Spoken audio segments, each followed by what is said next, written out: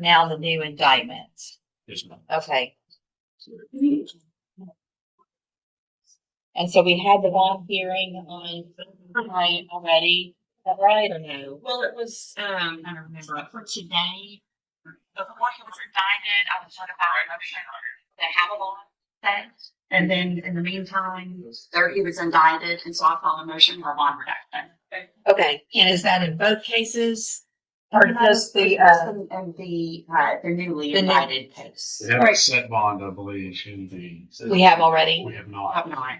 And so. In the murder that's- or in the MTRP? In the MTRP, and so I don't know if that's going to be. Is entitled to a bond now because it's deferred.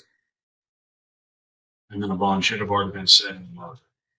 All right, so you're Thaddeus McCray. Yes, ma'am. And so Mr. McCray, in clause number 21-38959, has a motion to revoke his probation, the underlying offense of aggravated assault causing serious bodily injury.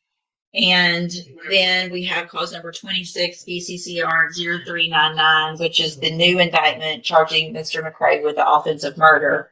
Ms. Brazo has filed a motion asking that I reduce the bond in the murder case. And while we're here, we obviously need to talk about a bond being set in the MTRP case as well.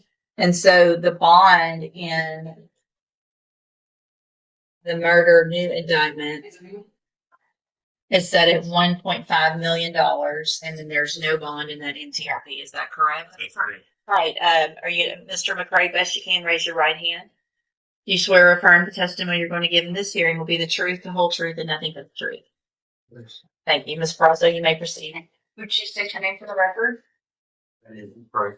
And we're here today on a motion to reduce your bond that's currently set at $1.5 million to $50,000. Is that correct? Yes, ma'am. If the court were to reduce your bond, do you have any assets that you could sell to make money to possibly make your bond? Do you have any means of making that bond that were reduced to $50,000? Possibly. Okay, could you explain? Like just or like my job is just renting things like that. So personally I don't like own a house or anything like that. My local like Speak up. I'm sorry. Oh, I have to hear you, and so does the court I reporter. don't own a house or anything. I was renting, but I do own my car. Do you have? So that'd be my own means. Okay. And then my other assets like clothes and stuff like that. So What about family members? Do you have any family members that could potentially help you? That's Socially. this is the possibility. And are you asking the court if you are placed, if the court does reduce your bond, that you be placed on house arrest or have a GPS tracking device that would only allow you to leave your house for meetings with me, your attorney, or medical purposes? Yes, ma'am. Where would you be residing? That relates to my bond. If that were to happen. Where would you reside? More likely I have to check my sister. I got this. Is that the only place that you would have to have? No, now, like, I know, a friend, I know he's real busy, they both stay in Houston. So technically right now, I can check with some other family members, but I know they all work and everything, and I have to talk to them first. I just can't say yes and voice it to their home or whatever. Now, these family members, are they within Jefferson County? Yes. And who are the family members? Sisters. So you have a sister that is here locally? Yes, I have them in Dallas. What is your sister's name? But That's here locally. oh, there's a couple of them, but Michelle. Shh. I'm having a really hard time hearing. Yes, that's one of them. Thank you. And what is what you do know her last name? Yes, that was mine. Yeah, just making sure. Where does she? Do you happen to know her address? I just know she's staying in West Have you been in contact with her recently? I talked to her when I got here home. My father passed. I haven't really spent too much time on the phone unless it was like with my good friend. You know, I haven't really had much money to put on the phone. So, I mean, I was still in TRP phase. So it was really nothing for me to keep in contact with. Okay, that's all I have, Your Honor. Any questions of the witness, Mr. Smith? Thank you. Any other witnesses with regard to the bonds? No, Your Honor. I am, for the record, taking a look at the probable cause affidavit in the new case. So give me just a second to go through that. Mr. Smith, what is the state's position with regard to bond in each of the cases? I believe that the bond in the murder case is not set too high, and I believe that he is entitled to a bond in the MTRP because it's a deferred probation.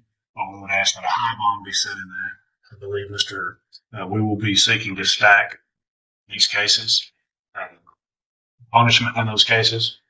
So we believe that he will be in prison for a significant period of time. After he committed the murder, he did flee the jurisdiction and was located in Houston. Do you know how long that was from the time? It was, I don't remember, it was several days or more. Give me just a second. I'm looking back now at the previous pre-sentence report, so just to get an idea of what the underlying. Hang on, just a second. I'm on that. If you recall, Judge, this is the case we were in trial on the sexual assault, and the state had rested. When the state rested, the defense wanted to recall the victim, Yes. and the victim we were unable to locate to bring back. Okay. And so that was the reason that he pled to the aggravated assault rather than was sentenced by the jury to the sexual assault. Gotcha. Your Honor, if I can allow Commissioner McCray to respond to the fact that, or to the statement that he was in Houston, if I may. Sure. Okay. I was never in Houston. I never left this jurisdiction. I was found at my ex's house the next day and never left. And on Euclid. Yes, I never left. Okay. So for me to flee, never left. And that is correct, Your Honor. He was arrested at Euclid, and there was some steps that were taken after that to search the residence and so forth. But it's my understanding from that point, which was either the next day or within a few days, he was apprehended there. Okay. I think you have some misinformation on that, maybe. Or? There was some info. I don't have the file with me, Judge. I just remember reading that they had suspected that he had been in Houston. But now that I think about it, we have found the motorcycle that was used in the murder.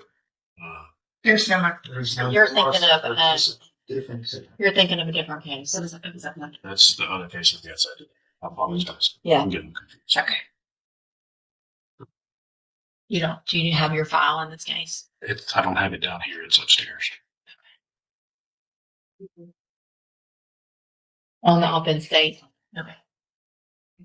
Your Honor, also, if I may allow Mr. McCray to speak about this, since the underlying offense for him being placed on deferred adjudication, there were some allegations made as to what happened that he would like the court to be aware of. And I wasn't part of that. That's all case, done. so On I just- probation report, entered a plea of guilty to the aggravated assault. I was there, listened to the trial. I don't need any other information on that.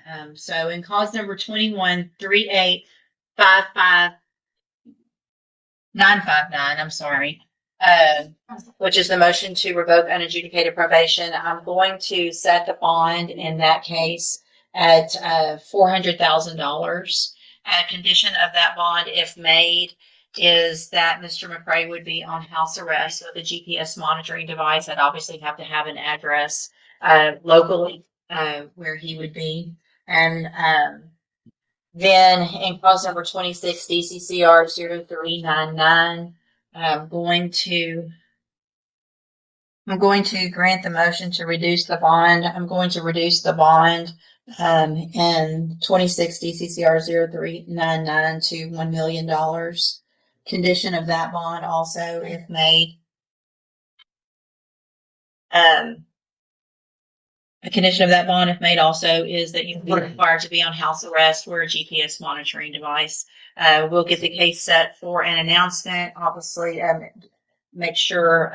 I'm sure there's a lot of discovery. Has all of that already been turned over? Is there anything missing? I believe that we have received everything. I'm in the process of reviewing it. It's quite voluminous. So, all right. If something comes up, I'll let the court know. All right, Mr. McCray, I'm sure Ms. Prazo will be out there to start going over the discovery with you so that we can see about getting an announcement on which way your case will go at the next court date. All right, you can go back with the bailiff.